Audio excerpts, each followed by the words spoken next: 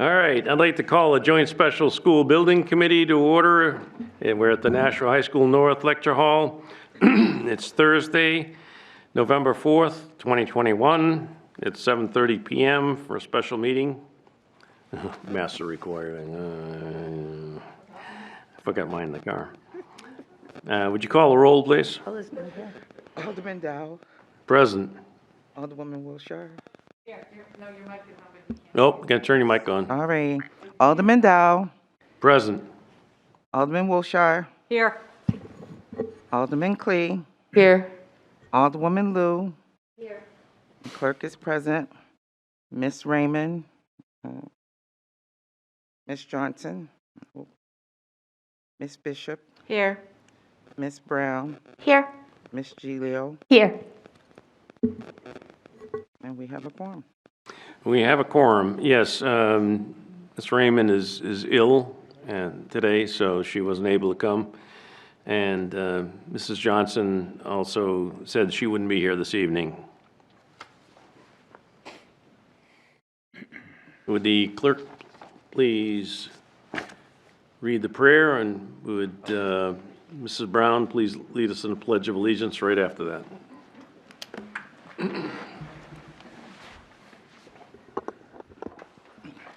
Almighty God, we have the high honor and the serious duty to manage the educational affairs of our beloved city.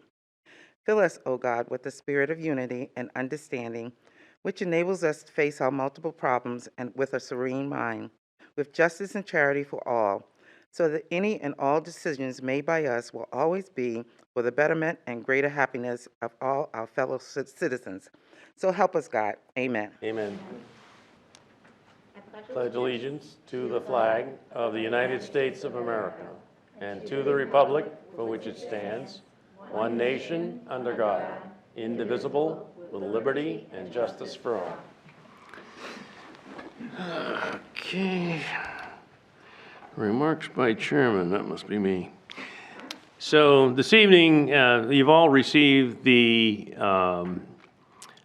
guaranteed maximum price for the new middle school down in South Nashua. We are going to open it up for a little discussion this evening, and then we're going to be looking for approval on the GMP on the 18th.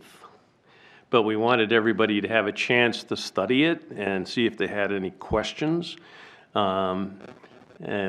didn't expect you to have questions this evening per se, unless you have general questions, but specific questions we'll address.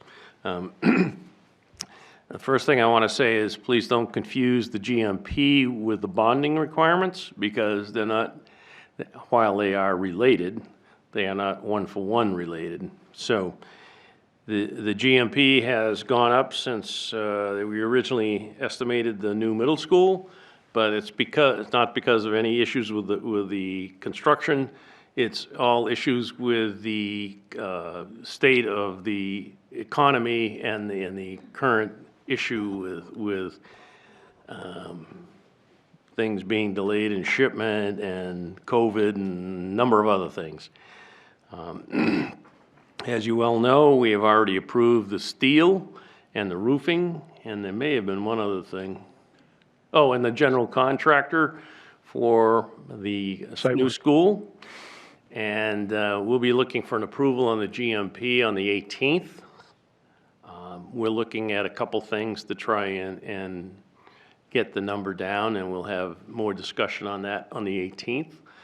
But we are looking at a great amount of our contingency being eaten up by the increase in prices that are caused by the economy that we currently are in the United States. So, so if there are any specific questions, first of all, I want to introduce Carl DuBois, who will give us the GMP from HARVEY. Thank you, Mr. Dowd. Everybody got a copy? I thought this was all handed out prior to. Okay, all right. I just wanted to make sure, because I unfortunately didn't bring any with me tonight.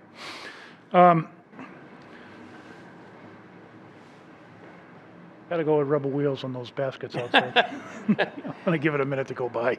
17 years ago, I asked Shawn to get rubber tires on those And we still don't have rubber tires on those. 7:45 train just passed. That's what I found, a mask. We're working on that, Shawn. What's in front of you tonight is the third and final GMP. We've gone through this with most of you. Some of you, I don't think have gone through this with us before. This one will be for the new middle school.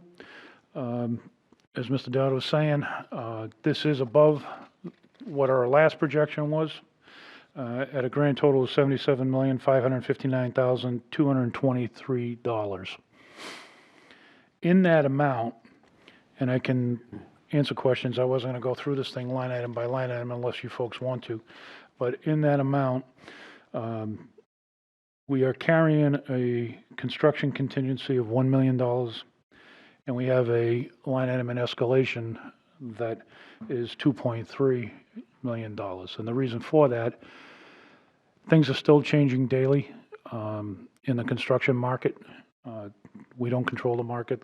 Our subcontractors don't control the market due to, as everybody's experiencing, shortages and shipping issues. We've seen a tremendous amount of volatility primarily since April. It's really gone off the charts. But we had very good coverage, as you will see. If we convert this into a contract exhibit, that would then allow us to start presenting to you folks what we call the recommendations to award. That's what Ken presents. We've done this on Fairgrounds, we've done it on Pennachuck, and we'll do it here going forward. So in a nutshell, we are up, based on the very first budget that we put together on this project back almost 2 years ago, 2.5 years ago. I think it was $67 million and change. Mr. Smith could attest to that. He's got it in his budget. Based on what's transpired since then, the best that we could bring this in at that we felt comfortable at was $77,559,223. Excuse me, $77,559,223. I don't know if everybody's gotten a copy of this. If you have any questions, I'd be happy to look at it with you and go through it and so you can understand it. What we basically did is we took the contract documents that were prepared by Harriman, like we always do, put them on the street to an invited bid list. A series of 3 addendum, if I recall. So this includes the 3 addendum. This includes a PRO1, and it also includes, there were some last minute changes that we're trying to catch in regards to the Conservation Commission approval and some of those changes, so we tried to make sure we had money set aside for all of that. On the cover sheet of the estimate, you'll see that we're assuming a 30-month schedule. That'll take us to an opening in September of 2024. The balance of that page lists out what we call allowances. Allowances is a segment of money set aside for a particular item that either needs further clarification or you just can't conclude what the cost will be at this point in time, such as winter conditions. Good year it'll be less, bad year it'll be more. So as we always done, we set allowances aside in order to expend those dollars. We would bring the costs forward, and then we would track out that cost against the allowance.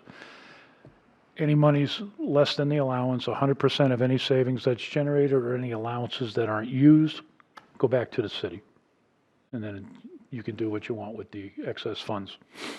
If we run over, we let you know before we run over. That way we'll have a discussion and see how we can mitigate that amount of overage if there's any way to do that. So you're always in control of the finances. You would sign Mr. Dowd would sign the RTAs, recommendations to award for each trade. We'll bring every trade in front of you, every portion of work, showing all the bidders, showing all the numbers, showing the scope of work, and our recommendation as to who we think is best fit to do the project. Most times it's the low bidder, sometimes it's not. Sometimes we'll catch one that, in the meantime, somebody else picked up another larger job, and then we'll have questions on whether they could man both jobs, that type of thing. So We will bring that forward, and once those are signed, we will issue contracts to all the various subcontractors. This does include the RTAs that were already signed for site work, for steel, and for roofing, so that is in here, all right? I guess I'll throw it out to the group for any questions going forward, and based on what we presented to you. Are there any questions relative to the GMP? Alderman Clee? Thank you very much. Just more for my clarification, edification, you said that originally we had kind of estimated about 67 million, and now we're looking at 77.5 or 77.6. Correct. I And I know what guess your maybe the- question's gonna be. Yep, we had some monies left over from the previous, from fairgrounds that we may or may So- not have to use in Pennachuck.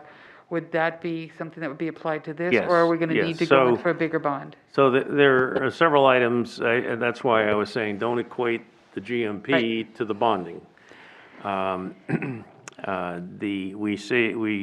were $1 million under budget on fairgrounds, and we may be under the budget if the general economy doesn't go crazy on fairgrounds, but we won't know, on Pennachuck, but we won't know that till the end of next summer, because we're in the process of doing all that work. It's a possible situation where we may have to add additional money to the bonding just to cover our contingencies, because we had an $8 million in contingencies, and steel doubled in price, that was one thing, roofing material. So we have it's not because of anything being done in the construction of the building. Outstanding work from Harriman and Harvey, doing the best they can. And I have already approached the mayor and the treasurer and relative to the fact that we may be looking for some additional funding, but for contingencies. And if we don't spend the contingencies, that money goes back to the city. Alderman Glee. Thank you. Just for a quick follow-up and more for everybody else's. You and I have talked today at all the meetings that we've been to. And I've heard you talk about how there's been an increase, and you even mentioned that since April, things have gone crazy. Just for those that are watching or those that will read this afterwards, can you kind of give us just a little quick overview? Because considering everything's gone crazy, you've done phenomenal. So, but can you give a quick overview, just as what you've seen happening in the market, so people can understand that a little bit better? Absolutely. Since April, things have gone exponential. We've seen in excess of 15% cost-wise. We were getting notifications. I'll give you an example. Metal studs increased 30% in April. We were notified through a vendor that manufacturers are looking at going up 10% in September, 10% in October, 10% in November. That means metal studs are up 60%. Steel is up over 100% prior to this project, the initiation of the budget on this project. Roofing, as we presented last time, was required only because of the lead time items, getting these things ordered so we can get them in the time frame that we want. Suppliers are actually rationing roof insulation at this point to try to keep everybody going. We should be a little further along on Pennachuck. If, we could have got our full order that was placed for the roof on Pennachuck. We found a way to get the building sealed in a temporary measure. But there are situations out there where just this past week, I got notification that copper hit an all-time high. The commodity market hit an all-time high in October. It has since dropped off about $8 per ton, but it's still at an all-time high. Cast iron is up. The gist of it was Charlotte Pipe, who produces a lot of ductile iron pipe and plastics. They spoke to an increase in ductile iron, but not plastics. So everybody's kind of waiting for the next shoe to drop. So I think it's a combination of commodities, pricing on commodity, manufacturer shortages, not being able to get everything what they need, and it's a very hot construction market right now. It's very, very busy. So in terms of overall percentage, I'd say probably this year to push 18%. Typically in the construction industry, doing this over 40 years, I would say the average would be in the 3 to 5% range that you'd see. This has been exponential, and normally it's one or two trades. It may be drywall that's all of a sudden spiking, or ready-mix concrete that would be spiking. This is across the board. The only thing that has come down, and it's still not back to pre-COVID numbers, the only thing that has come down is lumber. You could see that at your Home Depots. Normally we'd pay $1.85 to $2.85 for a 2x4. We're paying over $10.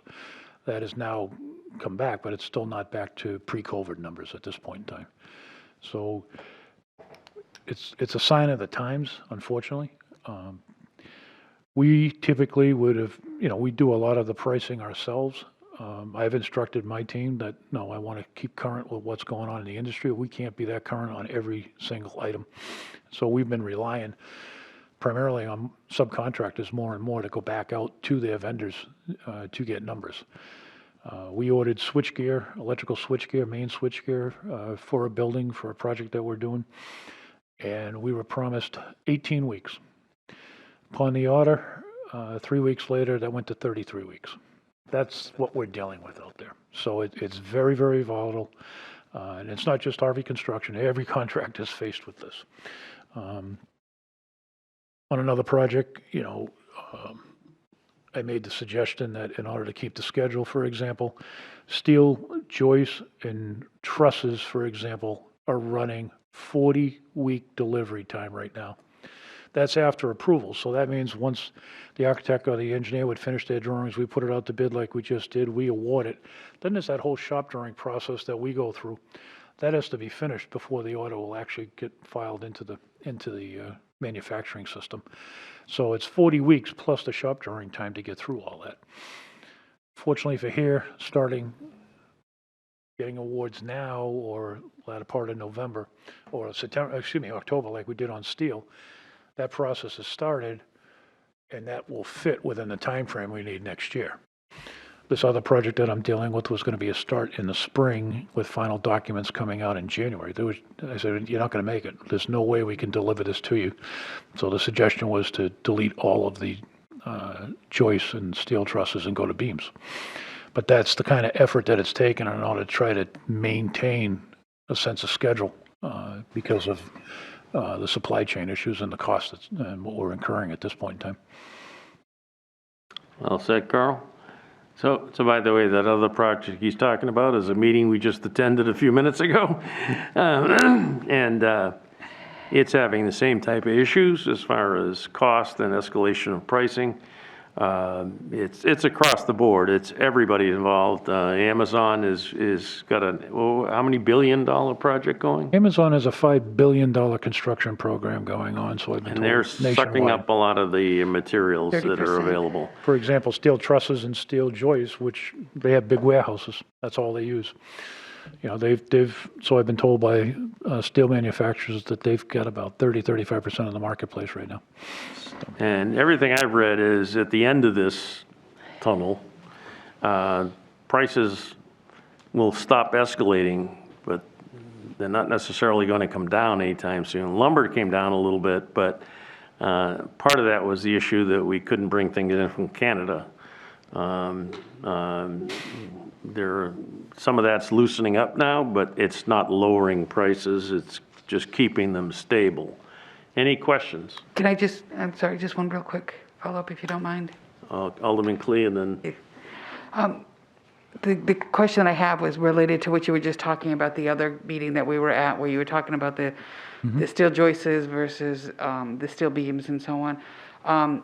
Do you foresee needing to do something like that with this project, where we have to do a quick item swap, or would it even be possible to do something like that with this? No, right now, like I said, I think ordering the steel like we did, making the award last month, Right. getting it in the queue, getting the process going. Based on the timing and even today, that will still be on site when we need it. Okay. The roofing was the next issue when we brought that to the table here last month.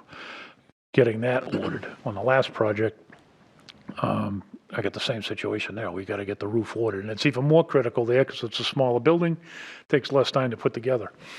You know, some of these larger jobs, you have some luxury in terms of trying to fit it in when you need it. The other project that we were just discussing at the last meeting, you know, that's only a 10-month project. You need everything lined up in order to make that 10 months work, or the time's just going to get extended, and it doesn't work for anybody. It doesn't work for us, won't work for the city. And Thank you so much. Thank you, Chairman Dowd. Ms. Brown?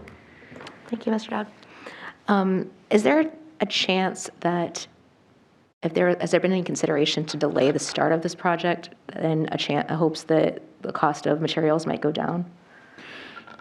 to be perfectly honest with you, I thought in April, May, that by the time we get to the end of the year, things might settle down. I don't have anything to tell me that we're heading that way right now. I have nothing. Everything that I've seen is still talking about things increasing. We put a project out to bid. We could put the GMP like we did here. By the time you get the awards, you make the awards, all the electricians are raising their hand going, light fixtures just went up 14%. I'm backing out. I can't eat 14%, you know? It's just that kind of market right now. Do I see it changing in the immediate future? I'd like to think that eventually supply and demand is going to catch up at some point in time. I just don't know when that would be. Just being perfectly honest and truthful with you. I just don't know when that would take place. Yeah, everything And then- I've read says that nothing's changing anytime soon, the next 2, maybe 3 years. And at that point, other expenses, other costs of building the building would escalate, and there'd be no saving. Waiting is not going to be an issue. That will just drive prices through the roof. I think in my entire career, I can remember once where pricing actually dropped. And that's because everything went south. That was back in 2008, 2009. And everybody doesn't want to go through that again. But the market tanked and everything, you know. And by the way, any savings that are come along for whatever reason, we get the credit. So it comes back to us. Right. So it's not like, you know, we guarantee a price and we're stuck to it. They've always been really good at that. If there are credits, and there are credits coming back from Penachuk, and you'll see those probably next week, 18th or whatever. I'm not sure what's being presented, but we are going to see credits on Penachuk, the things, not roofing, that's for sure. They're finally getting the roofing material in that we needed a long time ago. But anyway, are there any other questions? Alderman Liu? Thank you. Oops. We don't? Okay. If it's green, it's all set. All I wondered was, could you just tell me again the difference between allowances and contingency? Allowance is a pre-described set of money set aside within the GMP.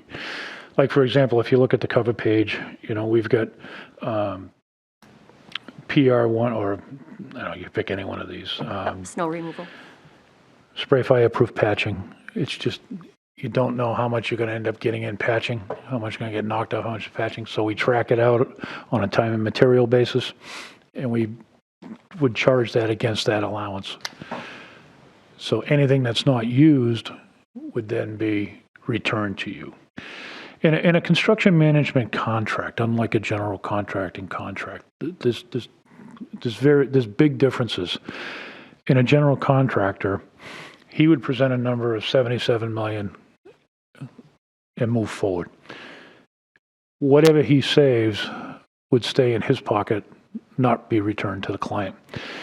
We're acting as your adversary, and as a construction manager, we're acting as your fiscal agent, per se, monitoring the construction, and we are asked to guarantee the price that it won't go over that amount, you know, unless there's changes that are requested. So we're taking on the risk. So we try to make sure that everything's there. If we don't need it, it goes back to you. 100% would go back to you. So a contingency is pretty much unknowns. We know that this stuff is going to have to be used, so a contingency item might be, what else? We find an Indian burial ground on site. Good. We don't, but we find an ancestral burial ground on site, and then everything's got to stop. And that to me is a true unknown. Harvey Construction works the contingency a little bit differently, and I think you folks have seen this through all the schools.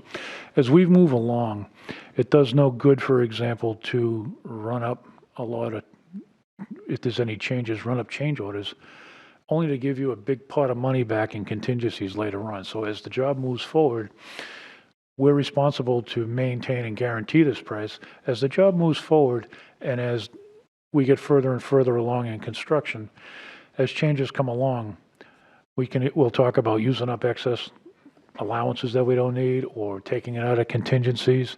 We've had that discussion on every school project that we've ever done together.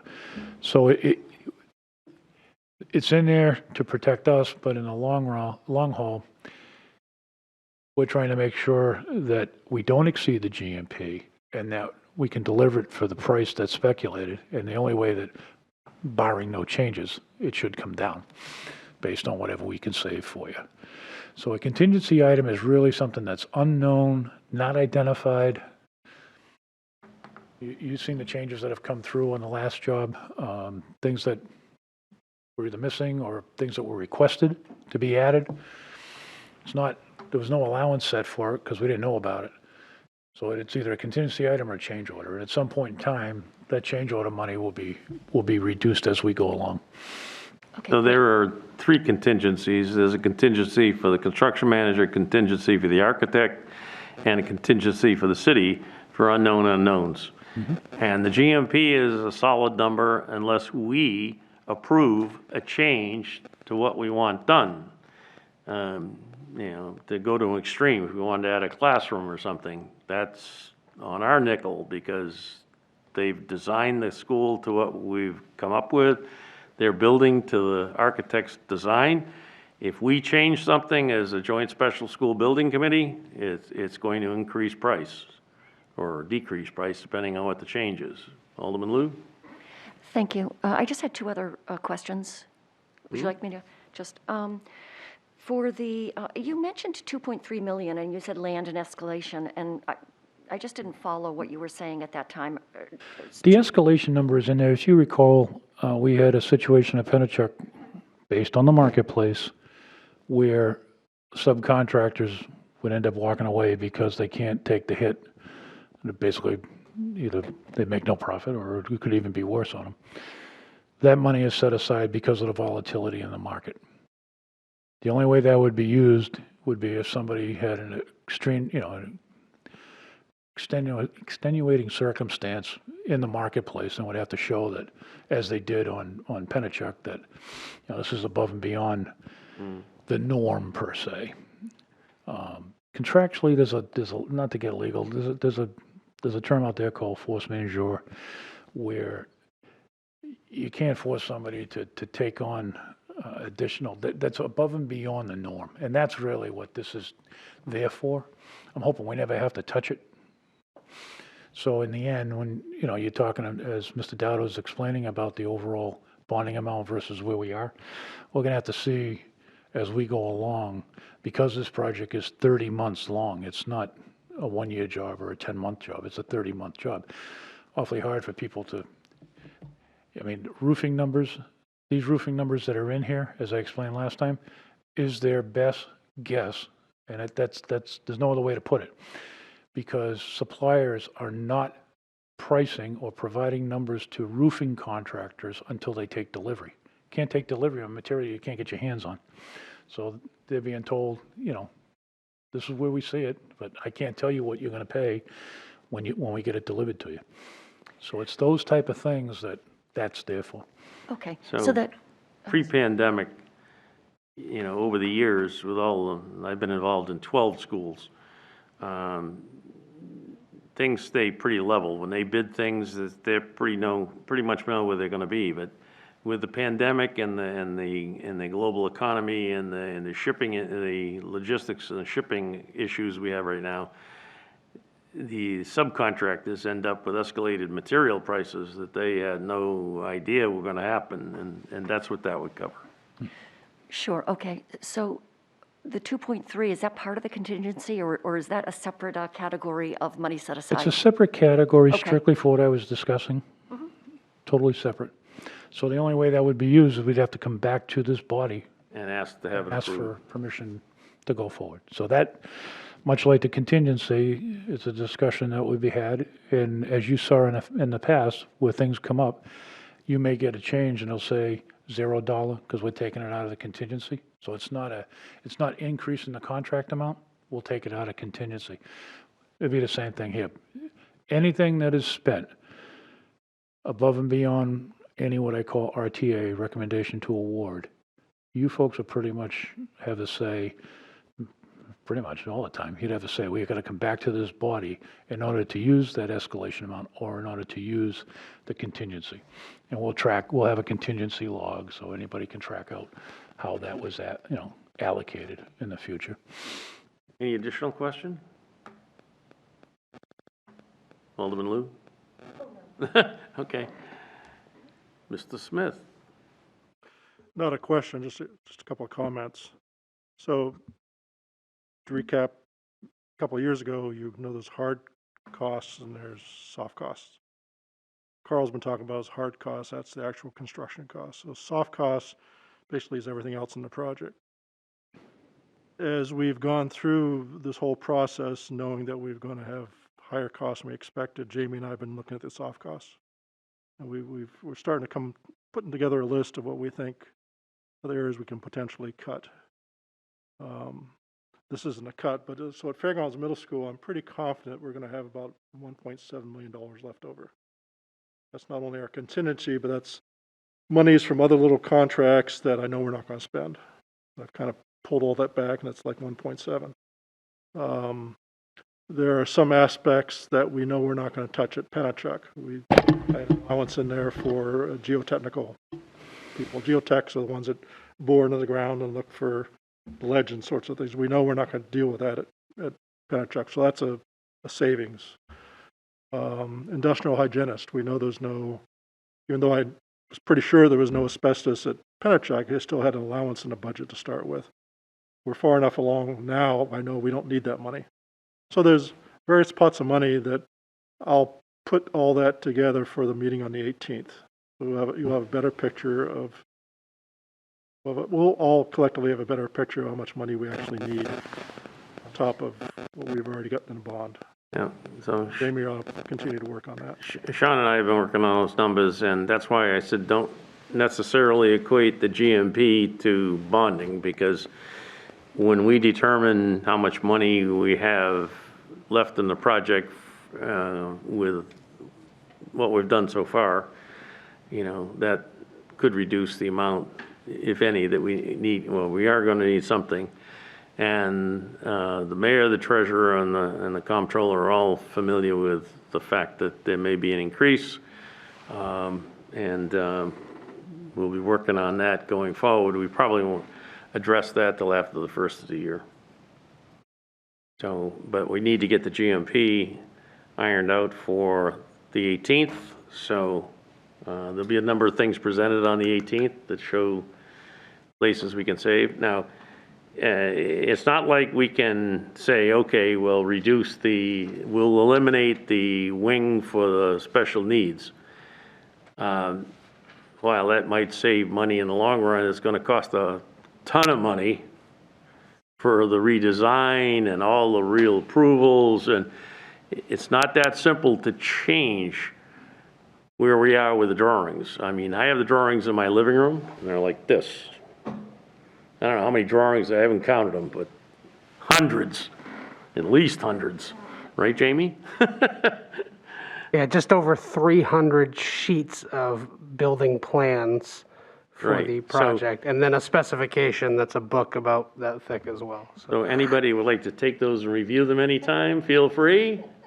Get them out of my living room. But I mean, they have to do a drawing on every single thing that gets built. And we're far enough along So, you know, and we have now gone through all the hurdles, and believe me, there are a lot of hurdles, I'm sure, you know, that with Conservation Commission, the zoning, you know, ADT, we're now answering the questions ADT is alteration of terrain with the state. And as soon as we get that blessed with holy water, the shovel's in the ground.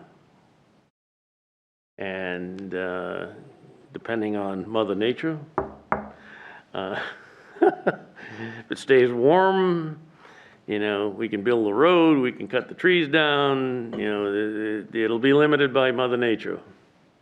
And then spring will pick up again. But Pennachuck is moving along smartly. I think they're going to be paving the bus entrance loop. When did we say? Next week? Probably within a week's time, yeah. Yes. Yeah, it's supposed to be nice weather next week. I know in talking to Dan Hudson, the city engineer, one of the companies that's doing the city paving, one of their sources for tar shut down for some reason. But we'll get that done. You know, we talked about a number of things at Pennachuck today, but Pennachuck's going along really smoothly. I don't know if you've been by, but all the steel is pretty much up, I think, on the north addition. Looks like it. Steel's erected on the north. We got metal deck to put down, and then we, at some point, would start the last addition, which would be the library. Yeah, At some point in time. that's next summer though. That's coming. So the music room and the boiler room are done outside.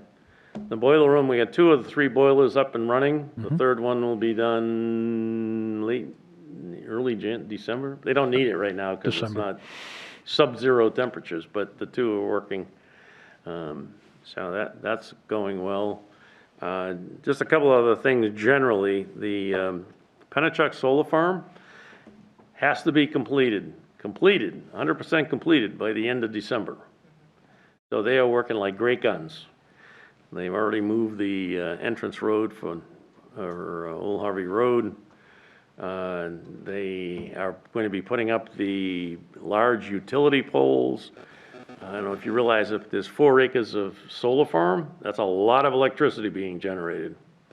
And that'll all be done soon.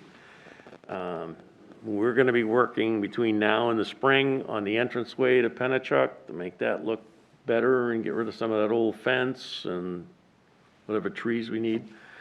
But the work every day is proceeding amazingly fast on everything, so.